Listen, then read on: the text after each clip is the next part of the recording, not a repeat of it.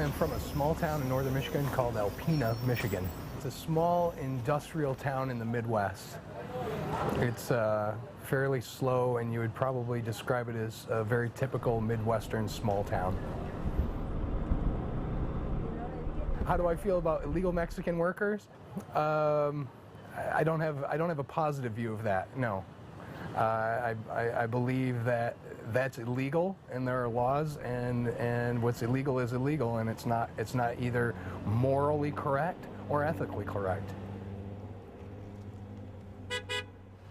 An invasion, meaning is it an invasion of American government? In the regards such as Pat Buchanan, who would say that it's a silent overthrow of the government, of the possibility of 23 million voters voting with a Mexican conscience, to some degree.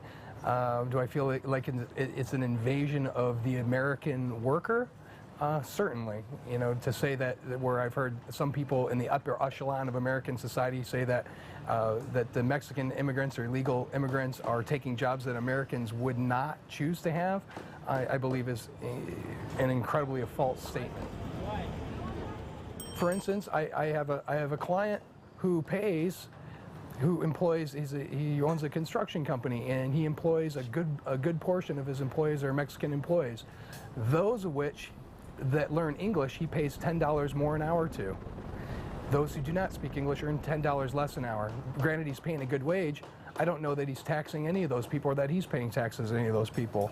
So if the Mexicans who learn English earn $10 an hour more, why isn't he just employing Americans that already speak English? Because the wages were good. That's more than I actually make. And my suspicion is that it'd be probably because he's not paying taxes to the government, they're not paying taxes to the government, and then that way he can employ Mexican people for a lot less than he can employ American people. And I don't think that's correct. To me, as a white male coming from inner America, I feel like I've been the most disadvantaged segment of American society since the day I was born.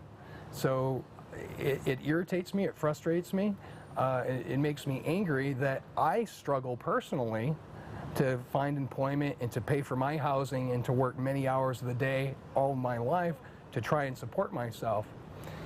And that we're going to allow people to come in and work illegally doesn't help anything. Right? It doesn't help me. It doesn't help those people. I think a lot of the Mexican people that come up from Mexico to try and gain employment, once they get there and they're illegal, they find it's not any easier for them than it is for me. In fact, it's a lot harder, and I think they find that it's not what they thought it was going to be, and it makes my life harder, and it makes everybody's life more difficult. So frankly, it's a difficult problem, and does it affect me personally? I can't say. Maybe it has, maybe it hasn't. I know that my life's not been easy. Nobody helped me get through college. Nobody's paying my student loans off. Nobody's ever given me anything for free. And I've had to educate myself and work the streets and go door to door looking for jobs many times in my life just to support myself. And would I have taken a job working construction for $28 an hour, which is what my friend pays Mexicans who actually learn English? Like I said, that's a heck of a lot more than money than I make right now. So would I take that job? Sure as hell I would. I think part of it comes from that the wealthiest people in American society, the top 1% of people, just like slavery, like it very much not to have to pay for labor.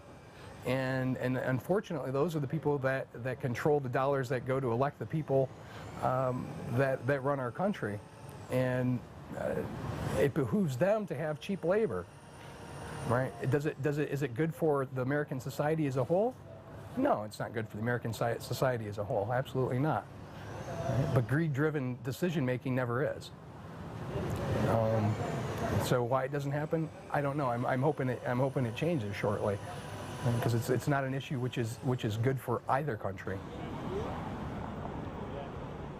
If you want to call him an uninvited guest or an undocumented alien, You know, to me, it's, you know, you break things down to the simplest of things, meaning it's one person coming over the border, and what is their motivation for coming, because it isn't easy, right? They gotta make a trip, they gotta go over to the cover of darkness, swim through a river, get in somebody's truck, do something to sneak in, and they gotta know in the back of their minds when that's happening how afraid they must be to do that, and it must be somehow worth it for them.